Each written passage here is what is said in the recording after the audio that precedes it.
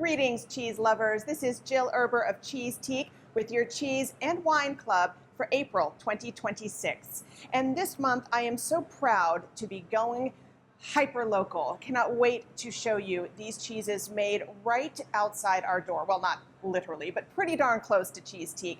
You're gonna love them, some of the best American artisan cheeses that are available.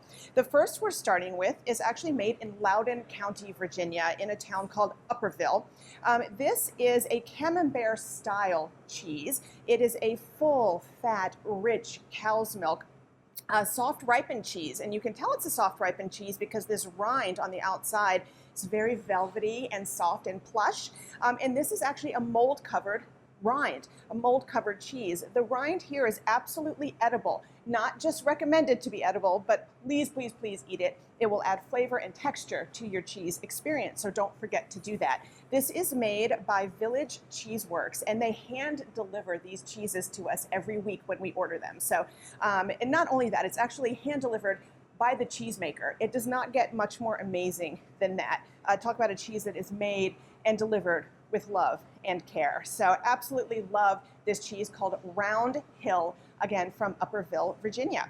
We're moving on, but staying in Virginia, out to a town called Galax, which is way out in western Virginia.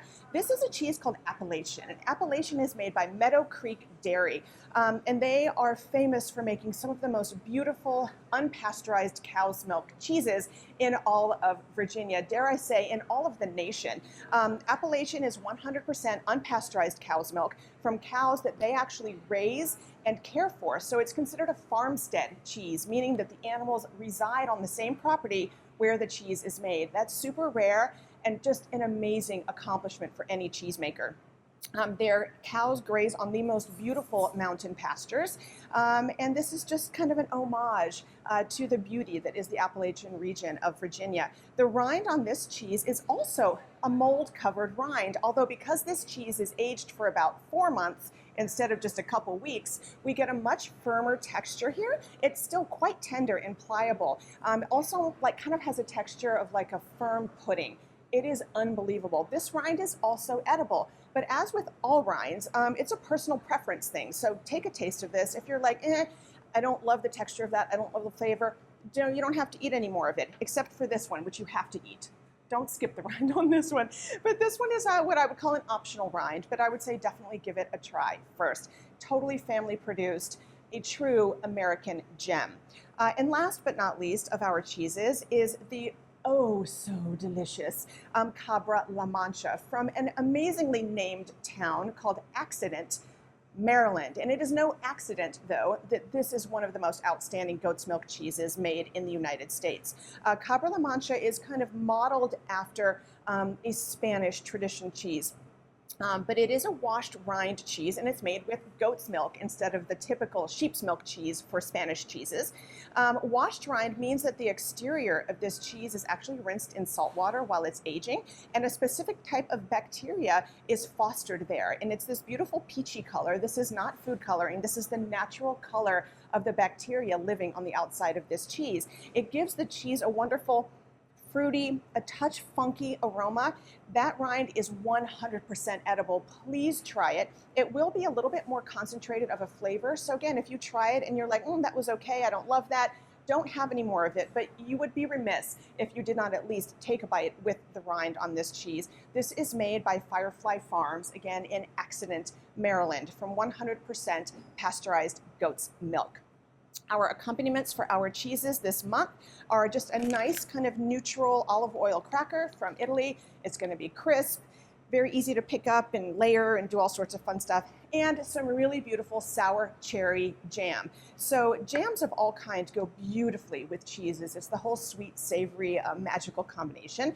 You can pretty much do any kind of jam you ever have. I happen to love sour cherry because it's sweet, obviously, but it also has a beautiful tartness to it, which I think blends so wonderfully with all three of these cheeses. So you can do some fun little layering, take your cracker, you can put a cheese, you can put a dollop of the jam on there and pop it all in, and it will be just a beautiful, beautiful experience.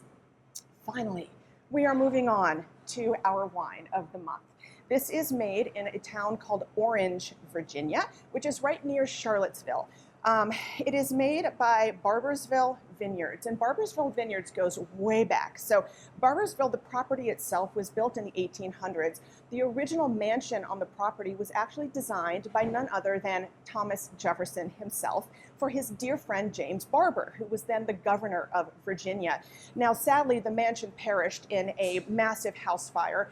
Sadly, on Christmas Day, only a few years after it had been built, in the mid-1800s. But the ruins of that mansion still stand on the property. The property is thousands of acres, of which hundreds are dedicated to their beautiful wines that they produce there at Barboursville Vineyards. The Merlot is 100% Merlot. It sees some time on oak aging, so it's going to give it a beautiful roundness, but it's not overtly oaky. This is not like an oak bomb. It just gives it sort of an elegance and a roundness and a little bit of a soft texture and helps to integrate the tannins of the Merlot. This is an absolutely outstanding cheese wine because it gives you all of that fruit that we know and love about Merlot, but it also has a beautiful structure, a beautiful backbone to help it stand up to these wonderfully flavorful and favorable cheeses. So that being said, I hope that you enjoy our little local flair here. That's all I got for you. Have a great month, and I'll see you next time.